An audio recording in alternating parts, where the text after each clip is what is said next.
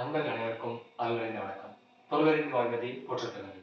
இன்னைக்கு நம்ம பார்க்க போற பதிவு என்னன்னா, வைணவர்களாகட்டும் சைவர்களாகட்டும் இரண்டிலுமே திருமண் அல்லது திருநீர் இது ரெண்டுமே அணிவதை கட்டாயமா வச்சிருக்காங்க.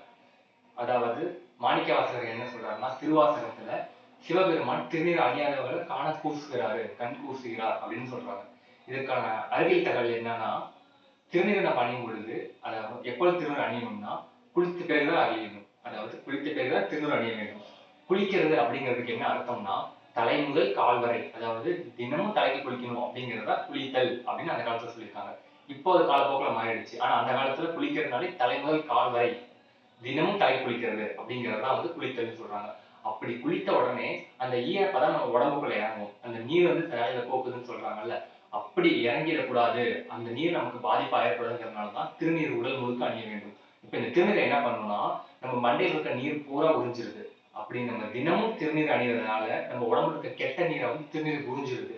இதனாலதான் நம்ம முன்னோர்கள் திருநீர் அணிவதை கட்டாயமா வச்சாங்க. இதுதான் அதற்கு பின்னாடி இருக்க ஆன்மீக தகவல்.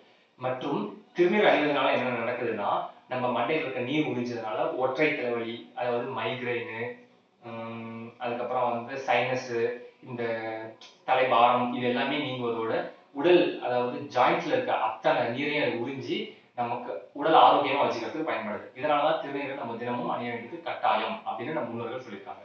நன்றி, வணக்கம்.